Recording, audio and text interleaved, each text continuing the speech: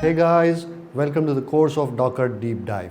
इस कोर्स में हम बहुत ही डिटेल में पढ़ेंगे कि किस तरह किसी भी एप्लीकेशन को कंटेनराइज किया जाता है। इस कोर्स में जिस बुक को हम फॉलो करने जा रहे हैं वो डॉकर डीप डाइव के नाम से है, जो कि नाइजल पोल्टन ने लिखी है। बहुत इजीली इंटरनेट पे अवेलेबल है, जो कि हमें बहुत ही मदद देगी इस कोर्स को आगे तक ले जाने के लिए। कंटेनराइज एप्लीकेशन से पहले डिस्कस करते हैं कि पहले क्या हुआ करता था। पहले ज़माने में एक कॉन्सेप्ट हुआ करता था कि एक एप्लीकेशन एक सर्वर पे डिप्लॉय होगी। उस एक सर्वर पे दूसरी को एप्लीकेशन डिप्लॉय नहीं की जाती थी। उसके दो रीज़न हुआ करते थे, क्योंकि इतनी टेक्निकल स्किल्स नहीं थी या इतने टूल्स अवेलेबल नहीं थे जिससे पता चल सके कि जो एप्लीकेशन हमने डिप्लॉय की है वो चलते वक्त कितने रिसोर्स कंज्यूम करेगी, या हमारे सिस्टम की जो कॉन्फ़िगरेशन होती थी वो इतनी हाई फाई नहीं हुआ करती थी उस ज़माने में कि हमें पता नहीं चलता था कि हमारी एप्लीकेशन किस तरह कितने रिसोर्सेज यूज़ करेगी। उसके बाद हमें ये एक प्रॉब्लम आता था कि उसकी बहुत सारी डिपेंडेंसीज़, अगर मिसाल देता हूँ कि कोई एप्लीकेशन लिनक्स पे चलती थी, कोई एप्लीकेशन विंडोज़ पे चलती थी, उनकी डिपेंडेंसीज़ बिल्कुल डिफरेंट, इसकी डिपेंडेंसीज़ बिल्कुल डिफरेंट। तो उस तरह हमें प्रॉब्लम ये आती थी कि हमें मुख्तलिफ़ एप्लीकेशन के लिए मुख्तलिफ़ सर्वर्स यूज़ करने पड़ते थे। अगर हम पुराने ज़माने की इस एप्लीकेशन डिप्लॉयमेंट की स्ट्रेटजी की बात करें तो उसमें बहुत सारे डिसएडवांटेजेस थे। डिसएडवांटेजेस यानी बहुत कॉस्टली था, क्योंकि एक एप्लीकेशन एक सर्वर पे चल रही है तो ज़ाहिर है हमें सर्वर्स ज़्यादा लेने हैं। उसके बाद उसकी मेंटेनेंस का ख्याल रखना है हमें, उसके बैकअप्स का ख्याल रखना है, और उसको ऑपरेट करने के लिए हमें टीम का ख्याल रखना है, जिसकी वजह से हमारी कॉस्ट और रिसोर्स वेस्टेज बहुत ही ज़्यादा बढ़ जाती थी। जब हम पुराने आर्किटेक्चर से बाहर निकले, थोड़ा आगे बढ़े, तो 1998 में हमारे पास एक कंपनी आई VMware की, जिसने हमें एक टूल मुहैया किया जिसे हम VMware ही कहते हैं। वो VMware हमें एक ही सर्वर पे मुख्तलिफ एप्लीकेशन को वर्चुअलाइज करके अलग अलग तरीके से चलाने में हेल्प करता था।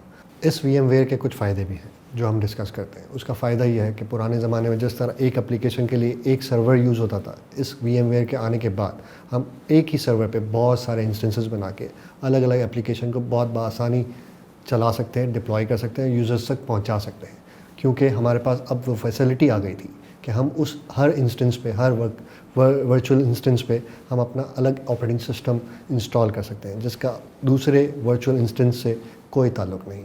वहाँ अगर अलग ऑपरेटिंग सिस्टम चल रहा है तो यहाँ हम दूसरा ऑपरेटिंग सिस्टम चला सकते हैं। एक पे अगर विंडोज़ ऑपरेटिंग सिस्टम चल रहा है तो दूसरे पे हम लिनक्स भी इंस्टॉल कर सकते हैं, और इस तरह हमारी एप्लीकेशन को डिप्लॉय कर सकते हैं, जो कि पुराने ज़माने की टेक्निक से बहुत ही बेहतर और बहुत ही कॉस्ट सेविंग था। जहाँ पुरानी टेक्निक से ये टेक्निक बहुत फ़ायदेमंद रही, हमारे रिसोर्सेज बचाए, वहाँ हमें अभी भी रिसोर्स की यूटिलाइजेशन में प्रॉब्लम रही। प्रॉब्लम क्या रही कि हमने जब कहा कि मुख्तलिफ एक ही सिस्टम पे मुख्तलिफ इंस्टेंसेस, मुख्तलिफ वर्चुअलाइज इंस्टेंस करके आप ऑपरेटिंग सिस्टम को अलग अलग तरीके से इंस्टॉल करते हैं, विंडोज़ भी, लिनक्स भी, और मे बी और किसी ऑपरेटिंग सिस्टम को भी आप इंस्टॉल कर सकते हैं।